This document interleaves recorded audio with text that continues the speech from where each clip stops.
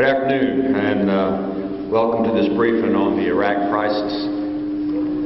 Maliki is the root of all evil that's taken place in Iraq. All of his decisions have been those that have promoted himself rather than the best interest of the country, and certainly the best interest of the different peoples that live in Iraq. He spent the last 5 years turning Iraq into his own personal fiefdom, where he is in total control.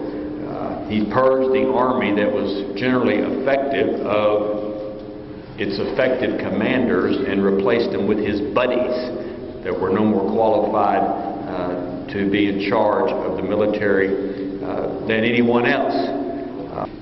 He arrested and sentenced to death the vice president because of the reason he was a Sunni.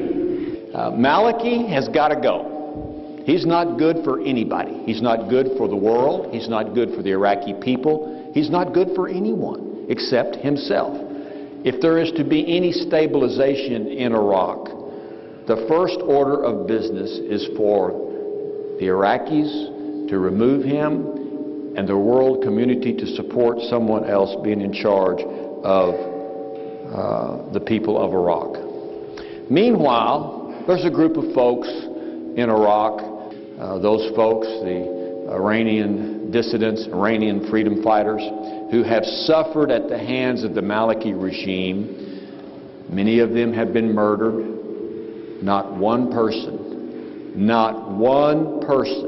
has been held accountable for the murders of the folks in Camp Liberty and before that in Camp Ashraf. Interesting to note. It seems as though it's not just the Iraqi government, but the mullahs in Iran and the Iranian government are complicit in doing everything they can to destabilize and go after the folks that are in Camp Liberty and Camp Ashraf before. What is Camp Liberty like? You probably have not been there.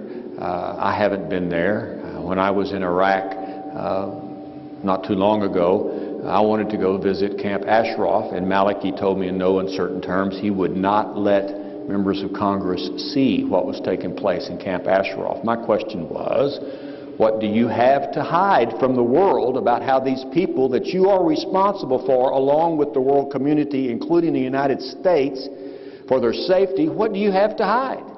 Of course, he did not answer that question, and he was quite indignant about the thought that the outside world would want to look into how the people in Camp Ashraf, now Camp Liberty, are being treated. Well, you know, in a prison, being a former judge, in prison you can jail, you can see your lawyer, you can communicate with the outside world. You have certain really rights or privileges.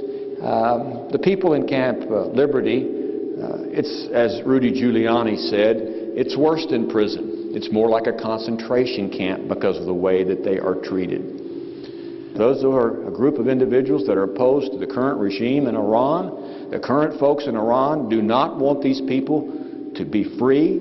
I don't think they want them to exist because they are a threat to the current regime. Long term, the Iranian regime for world stability has to be changed by the Iranians. Thank you very much.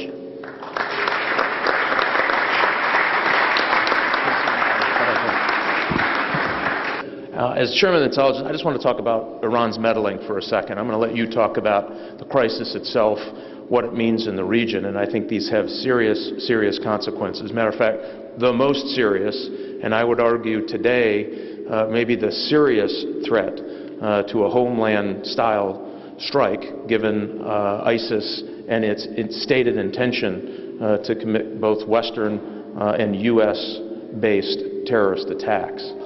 You know, the United States Department of Defense estimates as many as 600 U.S. troops have died as a result of Iran's meddling in Iraq during the Iraq conflict. If you look at the fact that Iran was willing, using our southern border, by the way, to infiltrate people into the United States, to kill the Saudi ambassador just a few short years ago in Washington, D.C., If you look at the fact, according to public reports, Iran using cyber attacks probing U.S. financial institutions. In the year 2012, some estimates as high as 400 different attempts to penetrate our U.S. financial institutions for disruption.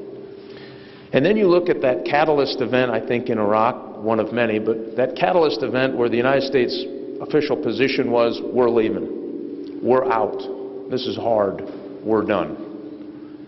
And if you track from that time all of the series of events, Maliki even being more emboldened to embrace Iran and seek support from Iran than he did have a unity government. If you think of the severity of where we're going in the decisions that we have to make in the next few months, I can't think of a more important issue to deal with than this. And you can't separate Iraq and Syria alone. We have to make certainly foreign policy decisions in Syria that will impact the outcome in Iraq. We have to make decisions between trying to find that ceasefire between Gaza and Israel that will impact what happens in Syria and Iraq. And all of those roads, if you look at all of those roads, all of the illicit support, all of the at least cash, training, weaponry that is leading to the deaths of hundreds of thousands of Muslims across the Middle East, those roads lead through Tehran. And so I think we're going to need to use all of that soft power of the United States to start containing Iran's activities in the region, to start trying to bring and force about a unity government in Iraq. Now it's just a matter of the right policy at the right time, pushing in on all the trouble areas, including Tehran. So I look again forward to your discussion today. I know again that we're all in this for the same reason.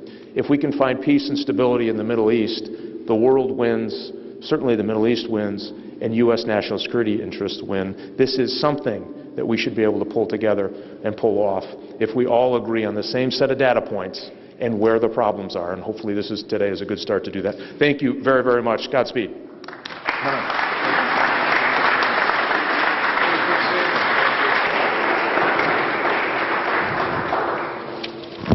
Well, listen, I really appreciate the invitation to be here, and I'm surprised by the turnout, frankly. That's good. That's encouraging. You know, I think the crisis in Iraq poses major challenges for U.S. policymakers. The first is what to do about ISIS.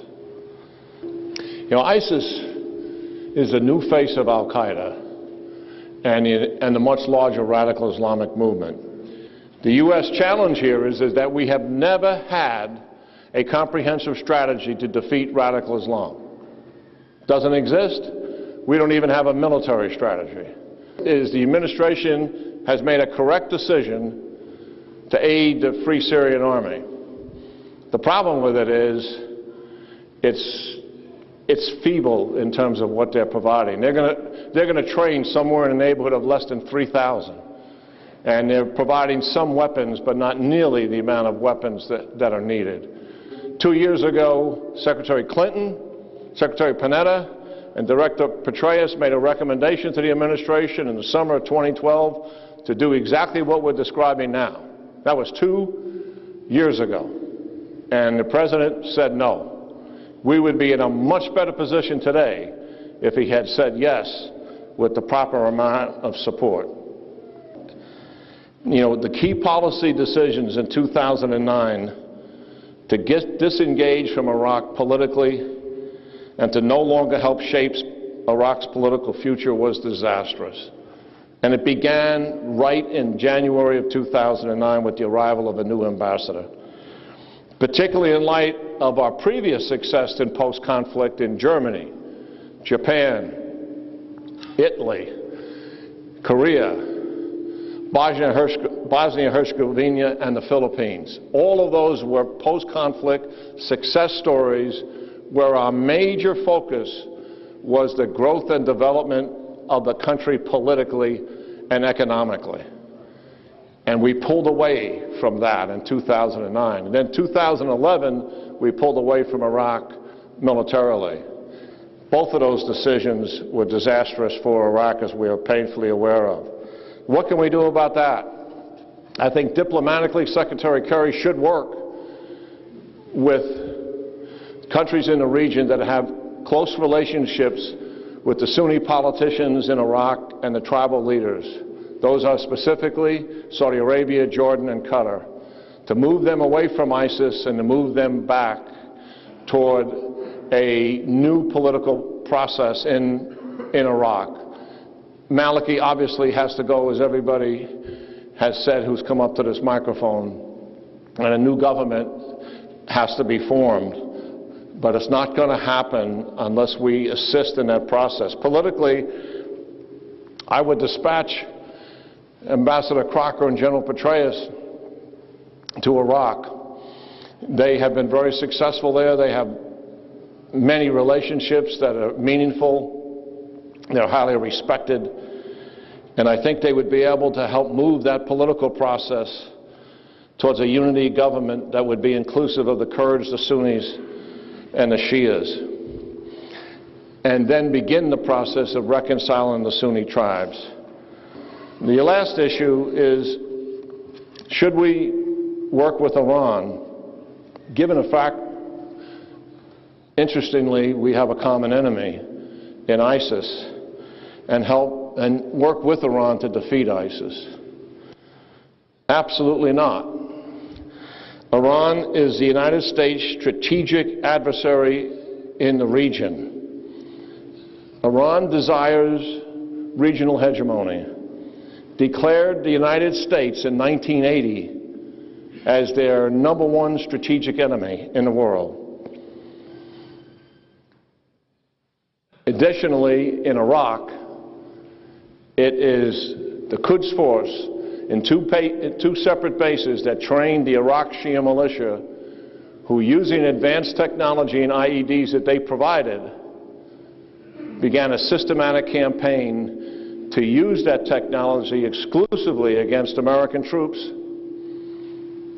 General Lloyd Austin, who's now the CENTCOM commander, estimates that out of the 4,400 American troops that were killed in Iraq, he thinks that close to 2,000 of them were done at the hands of the Iranians. Most other analysts would come down in that number, but nobody's below 1,300 on Americans killed at the hands of Iranian proxies. So can you imagine that after that I just described to you, if we attempted to associate ourselves with Iran because of a near-term common interest, that would be a moral outrage as far as I'm concerned. And it absolutely makes no sense whatsoever. What we should be doing is assisting Iraq in the manner that I described. What are the Iranians doing in Iraq? Well, they've got a headquarters at the Rashid Airport, which is southeast of Baghdad. From there, they provide advisors and command and control of what they have in Iraq.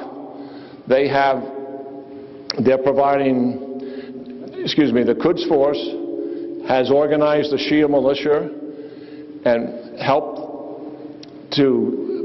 they help to facilitate their movement to and their organization with 5 Iraqi divisions. That's important, what they're doing. And Maliki has brought them in there for obvious reasons, because Maliki is the Iranian stooge. Thank you.